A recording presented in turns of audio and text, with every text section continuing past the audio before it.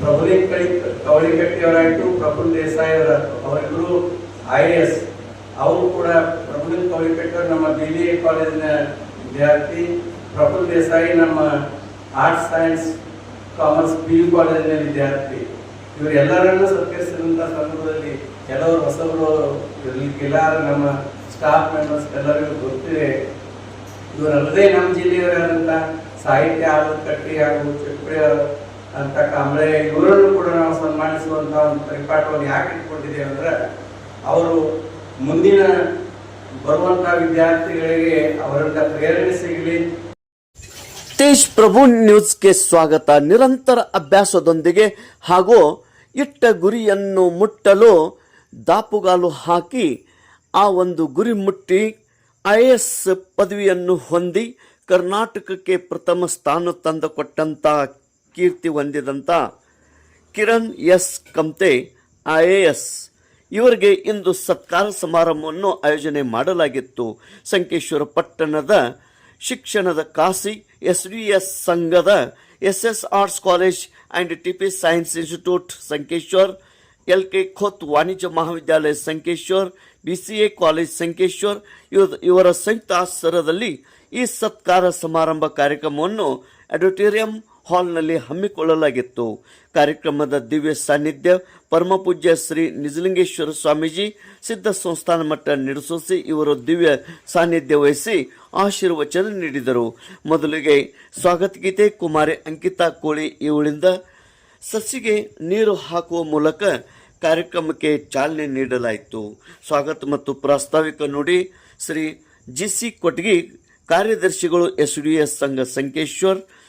ಮುಖ್ಯ ಅತಿಥಿಗಳಾಗಿ ಆಗಮಿಸಿದಂಥ Kiran S Kamte IAS ಇವರು ವಿದ್ಯಾರ್ಥಿಗಳಿಗೆ ಮಾರ್ಗದರ್ಶನ ನೀಡಿದರು. ವೇದಿಕೆ ಮೇಲೆ ಉಪಸ್ಥಿತಿ ಕೀರ್ತಿ ಕಮ್ತೆ, KC ಸಿರ್ಕೋಳಿ ಉಪಾಧ್ಯಕ್ಷರು SVS ಸಂಘ, ಸ್ಥಾನಿಕ LCB ಚೇರ್ಮನ್ನರು ಅಡ್ವೊಕೇಟ್ RB ಪಾಟೀಲ್, ಅದೇ ರೀತಿ ಆಡಳಿತಾಧಿಕಾರಿ ಡಾಕ್ಟರ್ BA ಪೂಜಾರ್ ಮತ್ತು ಪ್ರಾಂಶುಪಾಲರು ಹಾಗೂ ವಿದ್ಯಾರ್ಥಿನಿಯರು ಪಾಲ್ಗೊಂಡಿದ್ದರು.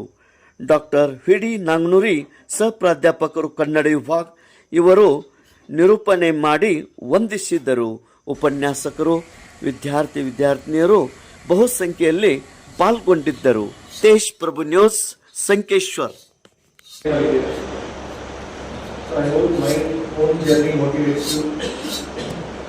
UPSC and RAID first, Union Public Service Commission. ಅದೊಂದು ಕಾನ್ಸ್ಟಿಟ್ಯೂಷನಲ್ ಬಾಡಿ. ಆರ್ಟಿಕಲ್ 315 ಏನಿದೆ ಸಂವಿಧಾನದಲ್ಲಿ, ಅದರಲ್ಲಿ ಪ್ರೊವಿಷನ್ ಆಗುತ್ತೆ. ಸೊ ಅದರ ಕೆಲಸ ಏನಂದರೆ ಎಲ್ಲ ಬೇರೆ ಪರೀಕ್ಷೆ ಭಾಳಷ್ಟು ಪರೀಕ್ಷೆ ಮಾಡುತ್ತೆ, ಪರೀಕ್ಷೆಗಳನ್ನು ಮಾಡುತ್ತೆ. ಒನ್ ಆಫ್ ದಮ್ ಈ civil services. So UPSC civil services, ನಾನು ಪಾಸ್ ಆಗಿದ್ದು UPSC ಸಿವಿಲ್ ಸರ್ವಿಸಸ್ ಎಕ್ಸಾಮಿನೇಷನ್. ಎಲ್ಲರೂ ಇದಕ್ಕೆ ಭಾಳ ಕಾಮನ್ ಆಗಿ ಮೀಡಿಯಾದಲ್ಲೂ ಎಲ್ಲರೂ IAS ಪರೀಕ್ಷೆ ಅಂತ. Yes, it is not wrong, but it is also not right. ಯಾಕಂದ್ರೆ ಬಿಕಾಸ್ ಈ ಒಂದು ಪರೀಕ್ಷೆ ಏನಿತ್ತಲ್ಲ, ಇಟ್ ವಾಸ್ ಡಿಸೈನ್, ಬ್ರಿಟಿಷರಿಂದ ಡಿಸೈನ್ ಮಾಡಿದ್ರು ಫಾರ್ ಆವಾಗ ICS ಅಂತಿದ್ರು, Indian civil service exam. So ಆ ಒಂದು ಬ್ಯೂರೋಕ್ರೆಟಿಕ್ ಸೆಟಪ್ನ ಕ್ರಿಯೇಟ್ ಮಾಡೋಕ್ಕೆ ಈ ಎಕ್ಸಾಮ್ನ ಕ್ರಿಯೇಟ್ ಮಾಡಿದ್ರು. ಬಟ್ ಮುಂದೆ ಪೋಸ್ಟ್ ಇಂಡಿಪೆಂಡೆಂಟ್ ಏನಾಯಿತು, ಬೇರೆ ಬೇರೆ ಸರ್ವಿಸಸ್ ಕೂಡ ಅದಕ್ಕೆ ಆ್ಯಡ್ ಆಗಲಿಕ್ಕೆ ಸ್ಟಾರ್ಟ್ ಆಯಿತು. ಅದರಲ್ಲಿ ಇಂಡಿಯನ್ ಅಡ್ಮಿನಿಸ್ಟ್ರೇಟಿವ್ ವರ್ಕ್, ಅದು ಬಿಟ್ಟು Indian police service APS, Indian foreign service, ನಮ್ಮ ಎಕ್ಸ್ಟರ್ನಲ್ ಅಫೇರ್ಸ್ ಮಿನಿಸ್ಟರ್ ಇದ್ದಾರೆ S ಜಯಶಂಕರ್ ಸರ್, ಈ ವಾಸ್ ಅನ್ IFS.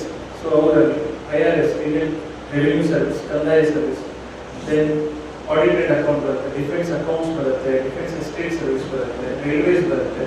ಸೊ ಹೀಗೆ 22 ಸರ್ವಿಸಸ್ನ ಸೇರಿ ಸಿವಿಲ್ ಸರ್ವಿಸಸ್ ಆಗುತ್ತೆ. ಇದು ಒಂದು ಪರೀಕ್ಷೆ ಆದರೆ UPSC ಮತ್ತು ಭಾಳಷ್ಟು ಬೇರೆ ಪರೀಕ್ಷೆನೂ ಮಾಡುತ್ತೆ. ಆರ್ಮಿ ಜಾಯ್ನ್ ಆಗುವಾಗ UPSC CDS combined defence service ಇರ್ಬೋದು, NDA ಇರ್ಬೋದು, ದೆನ್ CMS ಅಂತ ಬರುತ್ತೆ, ಕಂಬೈನ್ಡ್ ಮೆಡಿಕಲ್ ಸರ್ವಿಸ್ ಬರುತ್ತೆ, ಮೆಡಿಕಲ್ ಗ್ರಾಜುಯೇಟ್ಸ್ಗೆ, ಇಂಜಿನಿಯರಿಂಗ್ ಸರ್ವಿಸಸ್ ಬರುತ್ತೆ, ಇಂಡಿಯನ್ ಎಕನಾಮಿಕ್ ಸರ್ವಿಸ್ ಬರುತ್ತೆ. So civil services one exam ಅಷ್ಟೇ. ಬಟ್ ಯಾಕೆ ಈ ಎಕ್ಸಾಮ್ನ IAS ಪರೀಕ್ಷೆ ಅಂದರು ಅದಕ್ಕೆ given you the reason, because IAS is the most popular, most prestigious service. ಅದಕ್ಕೆ popular it is called as IAS. ಒಬ್ಬ ಸೀನಿಯರ್ ಆಫೀಸರ್ ಹೇಳಿದ್ರು, ಈ ಎಕ್ಸಾಮ್ ಕ್ರಿಯೇಟ್ ಮಾಡಿದ್ದು IAS ಅಷ್ಟೇ.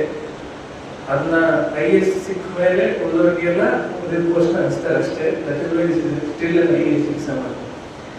So that is one reason. Apart from that ಬೇರೆ exams create ಮಾಡುತ್ತೆ. Movement ಮಾಡ್ತಿದ್ರೆ ಅಂದ್ರೂ ಅದಕ್ಕೆ ಆಕ್ಟ್ ಬರುತ್ತೆ, motor vehicles act. Every act is framed by IAS officer. So that is why our fascination IAS ಗೆ. Then why is it difficult ಅನ್ನೋಕ್ಕೆ ಎರಡು ಕಾರಣಗಳಿವೆ. ಒಂದು, IAS ಆಗೋದಷ್ಟೇ as a single entity, as a single process if you take it ಅಲ್ಲ, IAS ಆಗೋದು is easy. But problem ಅಂದ್ರೆ ಎಲ್ರಿಗೂ IAS ಆಗೋದಿಲ್ಲ. That makes it difficult. So ಎಲ್ರಿಗೂ ಅದೇ ಬೇಕಾದಾಗ the demand is more than the supply. That is why this exam becomes difficult. And ಅದಕ್ಕೆ numbers ಕೊಡ್ತೀವಿ. ಹೌದಾ, ಅವರೊಬ್ಬರು government servant, it is fact. But ಇವಾಗ MLA ಫೋನ್ ಬರ್ತದ, MP ಫೋನ್ ಬರ್ತದ, ಯಾರೋ ಮಿನಿಸ್ಟರ್ ಭೇಟಿ ಆಗ್ತಾರ. ಯಾಕೆ? The moment we took the degree certificate of IAS. So IAS exam ಎಷ್ಟು ಮಹತ್ವ ಇದೆ, ಎಷ್ಟು ಅದು ಹೈ ಸ್ಟ್ಯಾಂಡರ್ಡ್ ಇದೆ, ಎಷ್ಟು ಅದಕ್ಕೆ ಒಂದು ಮಹತ್ವ ಕೊಡ್ತಾ ಇದ್ದೀವಿ ತಿಳ್ಕೊಳ್ಬೇಕಾದ್ರೆ ಅದು ಕಿರಣ್ ಕಂಪ್ನಿ ಅವರಿಂದ ಸ್ವತಃ ಡೈರೆಕ್ಟ್ ಆಗಿ ಅವರ ಜೀವನ ಅದರ ಘಟನೆಗಳು 2020ರಿಂದ ಅಂಥ ಘಟನೆಗಳು ಪ್ರತಿಯೊಂದು ಹಂತದಲ್ಲಿ ಹೇಗೆ ಬಂದರು, ಯಾವ್ಯಾವ ಸಬ್ಜೆಕ್ಟ್ ಹ್ಯಾಕ್ ಕವರ್ ಮಾಡಿದ್ರು, ಅವ್ರು ಯಾವ ಶ್ರಮ ಇಲ್ಲಿಗೆ ತಂದುಕೊಡ್ತು ಅನ್ನೋದು ಅವ್ರು ಬಂದು ಕೇಳಿದ್ರಿ. ಅದಕ್ಕೆ ನಾನು ಒಂದು ಹೇಳ್ತಾ ಇದ್ದೇನೆ, ಅವರ ಮಾತಿನಿಂದ as A president of this function with permission ಏನಪ್ಪ ಅಂದ್ರೆ ಕಠಿಣ ಪರಿಶ್ರಮ ಮತ್ತು ಸತತ ಸಾಧನೆ, ಈ ಎರಡು ಶಬ್ದಗಳು ಜೀವನದಲ್ಲಿ ಅಳವಡಿಸಿಕೊಳ್ಳೋದು ಕಠಿಣ, ನಿಜವಾಗ್ಲೂ ಕಠಿಣ. ಬಟ್ ಅವರು ಅಳವಡಿಸಿಕೊಂಡು ಅದಕ್ಕಾಗಿ ಈಗ ತಾವು ಹೇಳಿದ ಪ್ರಕಾರ ಉಸ್ಮಾನ್ ಮತ್ತೆ ಸ್ವಾಗತ ಭಾಷಣದಲ್ಲಿ ನಮ್ಮ ಕೋಟಿ ಸರ್ ಹೇಳಿದ ಪ್ರಕಾರ ಏನಪ್ಪಾ ಅಂದ್ರೆ ಗವರ್ಮೆಂಟ್ ಸರ್ವಿಸ್ PWD ಡಿಪಾರ್ಟ್ಮೆಂಟ್ ಇದ್ದು ಅವರು ಈ ಎರಡು ಶಬ್ದದ ಪರಿಶ್ರಮದಿಂದ ಈ ಸಾಧನೆಗೈದು ಈ ಉನ್ನತ ಹುದ್ದೆಗೆ ಬಂದು ನಮ್ಮ ಕರ್ನಾಟಕಕ್ಕೆ ಕೀರ್ತಿ ತಂದಿದ್ದಾರೆ. ಅದು ಕೀರ್ತಿ ಹೇಗೆ ಬಂದಿದೆ? ಟಾಪ್ ಒಂದು ಬಹಳ ಈಸಿ ವರ್ಡ್. ಈ stood first to the Karnataka in IAS and all India level ranked 53rd. So it is not an ordinary job.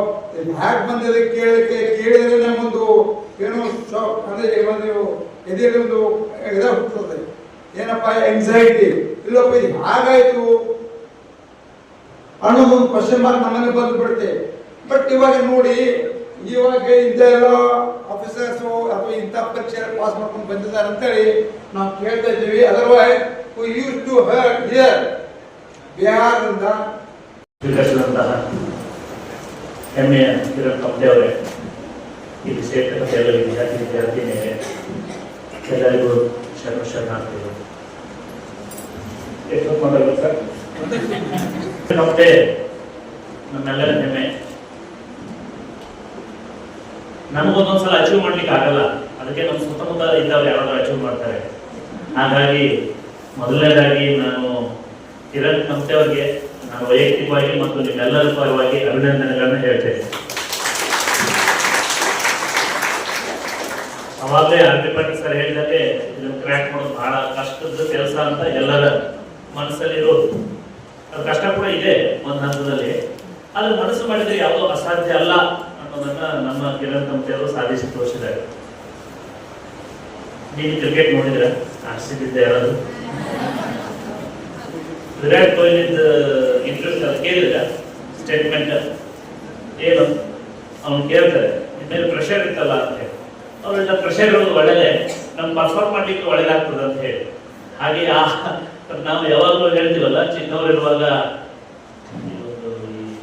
ಗಾಡಿಗಳನ್ನು ಬಳಸ್ತಿದ್ದರು ನೋಡಿ ಕಾಫಿ ಬುಕ್ಕಲ್ಲಿ, ಏನು ಸೋಲೆ ಗೆಲುವಿನ ಮೆಟ್ಟಿಲು, ಸೋಲೆ ಗೆಲುವಿನ ಸೋಪಾನ ಅಂತ ಹೇಳಿ.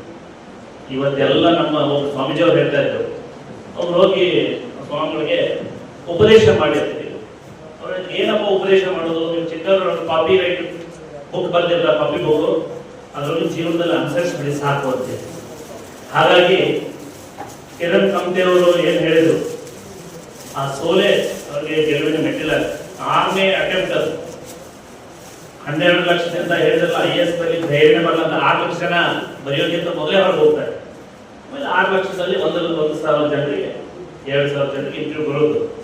ಹಾಗೆ ನಮ್ಮ ಕಿರಣ್ ಸಂಸ್ಥೆಯವರು ಸೋಲದೆ ಗೆಡದೆ ಅದರೊಳಗೆ ಪ್ಲಾನ್ ಬಿ ಅಂತ ಬೇರೆ ಹೇಳಿದ್ರಲ್ಲ. ಸಾಮಾನ್ಯವಾಗಿ ನಾವು ಏನು ಅಂದ್ಕೊಂಡ್ಬಿಡ್ತೀವಿ ಅಂತ ಹೇಳಿದ್ರೆ ಒಂದೇನಾದ್ರು ಜಾಬ್ ಸಿಕ್ಕರೆ ಒಂದು ಕಂಫರ್ಟಬಲ್ ಲೈಫ್ ಹೋಗ್ತಾನೆ, ಇದೆಪ್ಪ ಜಾಬ್ ಇದೆ ಯಾಕೆ ಸುಮ್ಮನೆ ಅಂತ. ಇನ್ನೊಬ್ಬ ಏನು ಅಂದ್ಕೊಳ್ತಾನಂದ್ರೆ ನನ್ನ ಸೆಕ್ಯೂರಿಟಿ ನಮಗಿದೆ ಮತ್ತೆ ನಾನು IAS ಕ್ರ್ಯಾಕ್ ಮಾಡಬೇಕು ಅಂತ. ಮಹಾವಿದ್ಯಾಲಯಗಳ ಸರ್ವ ಪ್ರಾಚಾರ್ಯರಿಗೆ, ಸಿಬ್ಬಂದಿ ವರ್ಗದವರಿಗೆ ಹಾಗೂ ವಿದ್ಯಾರ್ಥಿನಿಯರಿಗೆ ಎಲ್ಲರಿಗೂ ಕೂಡ ಅನಂತ ಕೋಟಿ ವಂದನೆಗಳನ್ನು ಅರ್ಪಿಸಿ ಈ ಕಾರ್ಯಕ್ರಮ ಇಲ್ಲಿಗೆ ಮುಕ್ತಾಯವಾಗ್ತದೆ. ಎಲ್ಲರಿಗೂ ಧನ್ಯವಾದಗಳು. ಹಾಗೂ ಸಾಯಂಕಾಲ ಎಲ್ಲರಿಗೂ ಅಲ್ಪೋಪಹಾರದ ವ್ಯವಸ್ಥೆಯನ್ನು ಸಿಬ್ಬಂದಿಗೆ ಮಾಡಲಾಗಿದೆ. ಎಲ್ಲರೂ ಅಲ್ಪೋಪಹಾರವನ್ನು ಸೇವಿಸಿಕೊಂಡು ಕೇಳಬೇಕಂತ